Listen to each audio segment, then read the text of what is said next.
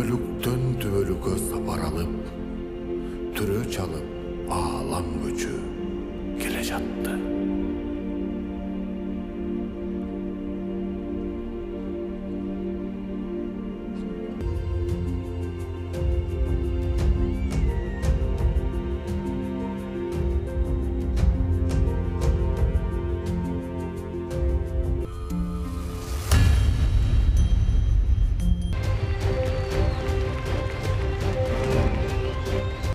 Аалам көчү агым шарын токтотпой,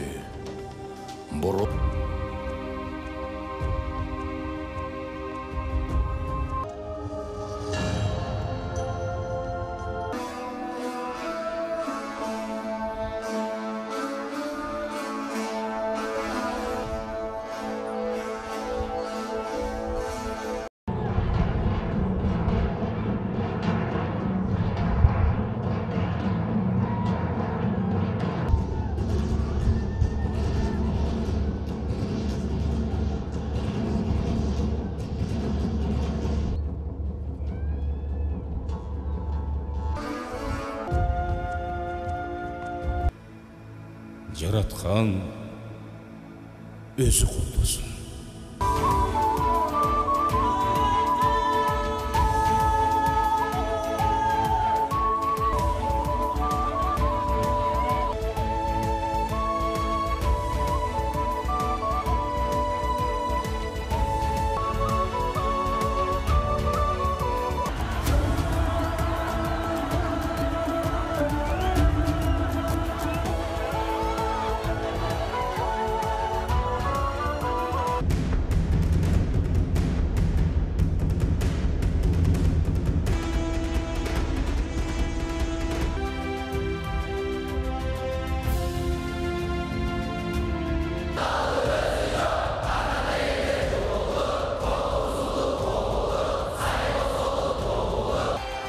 Afghanistan, Afghanistan,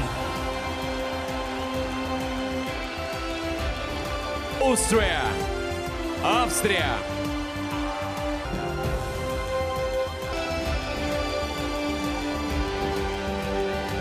Germany, Германия,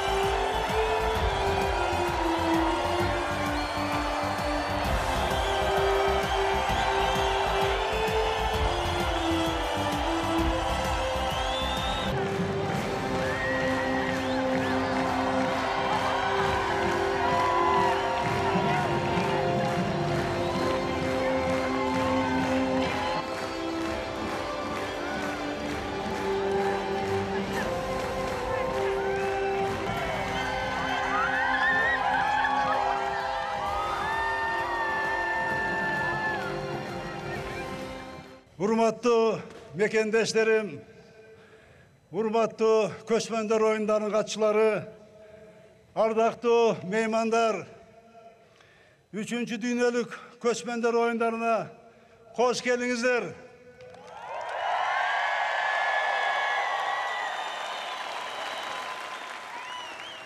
Биз бүгүн касиеттүү жерибизде, кереметтүү Ысык көлдүн боюнда 3-чү дүйнөлүк көчмөндөр оюндарын салтанаттуу ачылышында сиздерди кучак жайып, тосуп алганыңызга чексиз кубанычтабыз.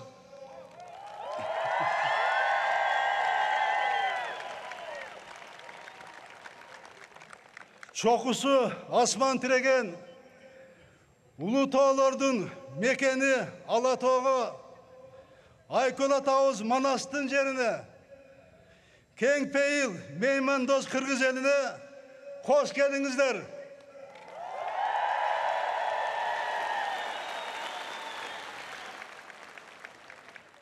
Дүйнөлүк көчмөндөр оюндарын өткөрүү чечими 2012 жылы Түрк тилдүү мамлекеттер кызматташтыгынын кеңешинде кабыл алынган. Бүгүн да биздин оюндар ошол мамлекеттердин саммитинин алкагында ачылып жатат.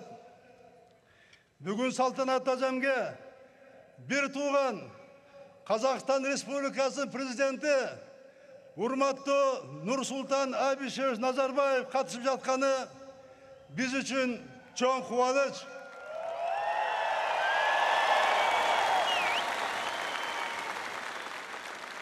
Алыстан ат арытып, Боордош Түрк Республикасынын президенти урматтуу Режеп Тайып Эрдоган мырзанын келгенине ыраазылык билдирем.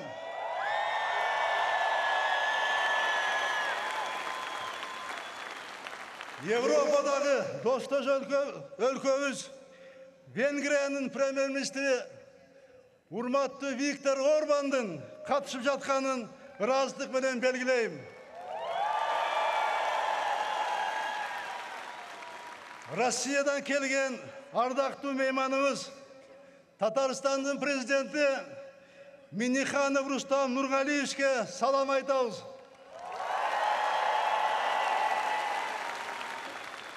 Биздин жогорку мартабалуу меймандар дүйнөлүк көчмөндөр оюндарынын ачылыш салтанатына катышууда. Мунун өзү дүйнөлүк көчмөндөр оюндарына болгон бийик баа, кыргыз элине болгон терең урмат деп эсептейм.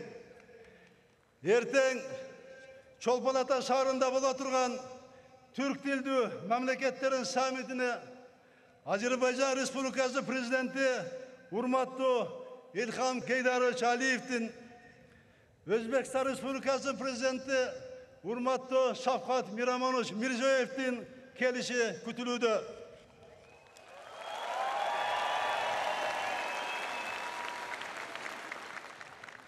Уважаемые участники торжества, для участия в третьих всемирных играх кочевников приехали почетные гости, официальные делегации, спортсмены, исследователи и работники культуры из более 50 стран мира. Кроме того, в открытии игр принимают участие руководители наших международных партнеров, дипломаты и представители международных спортивных организаций. Ход соревнований освещают представители более 100 известных телекомпаний и средств массовой информации. Мы рады искренне приветствовать всех вас на гостеприимной кыргызской земле.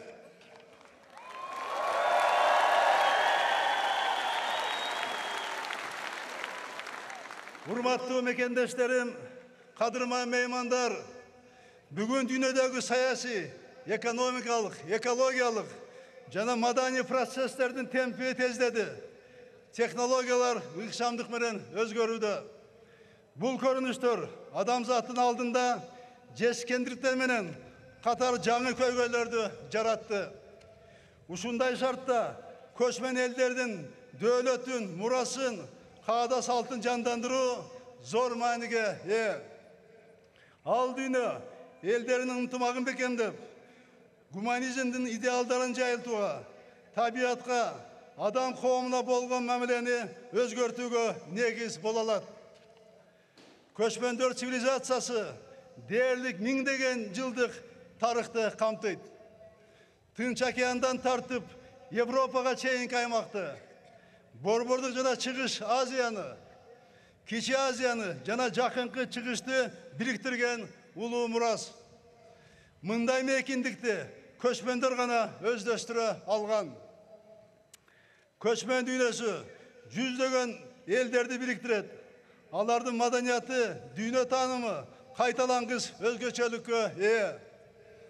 Көчмөндөр цивилизациясы дүйнөлүк өнүгүү процессинде чоң вазифа аткарган. Батыш менен чыгыш маданиятын ширетип, адамзаттык тарыхта дүйнөнү өзгөрткөн жаңылануу нугуна бурган. Көчмөн маданияты адам менен табиаттын журулуп жашоосун өзгөчө баалуулукка айланткан. Көчмөндөрдүн башкы философиясы материалдык жана руханий тең салмалыкта болуунун маңызын көрсөтөт. Урматтуу айымдар жана мырзалар, бүгүнкү глобалдуу чакырыктардан улам биз өзүбүздүн башатыбызга, түпкү маданиятыбызга кайрылып, андан руханий энергия алууга муктажбыз. Көчмөндөр дайыма элдик дипломатияны туу тутуп, ар кыл маданияттарды, цивилизацияларды бириктирип, диндер арасындагы сабырдуулук аркылуу ынтымакта жашоонун көпүрөсүн куруп келген. Акыркы мезгилде бул идея эң башкы дөөрөткө айланып турат. Дүйнөлүк көчмөндөр оюну 3 ирет катары көчмөн маданиятынын ордосу болгон Кыргыз жеринде касиеттүү Ысык көлдүн жээгинде өтүп жатат. Эми дүйнөлүк оюндардын кезеги буюрса Түркия Республикасына өткөрүлүп берилет. Эстафетаны алып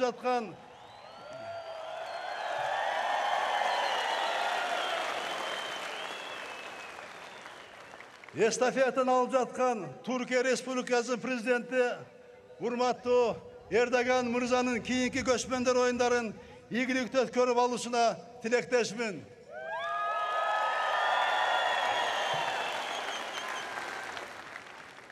Урматтуу мекендештерим, ардактуу меймандар, 3-чү дүйнөлүк көчмөндөр оюндарынын маңызы спорт, маданият, билим, рух жана күч. Биздин спортчулар көчмөндөрдүн ушул рухун жана күчүн Азияда оюндарында көрсөтүшүп, бизди кубандырды. Бүгүн биздин арабызда катышып отурушат. Биз силер менен сыймыктанабыз.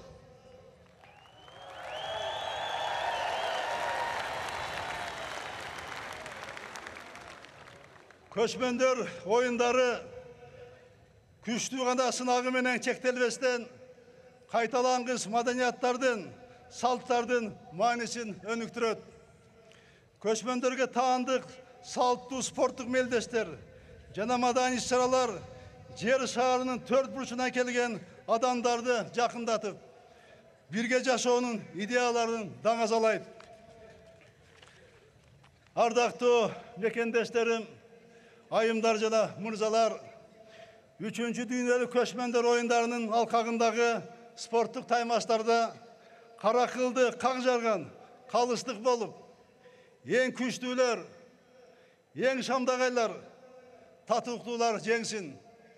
Меймандарыбыз Кыргыз элинин меймандостугун сезип, жерибиздин кооздугун көрүп, жагымдуу эс алып кетишсин. 3-чү дүйнөлүк көчмөндөр оюндарын ачык деп жарыялайм.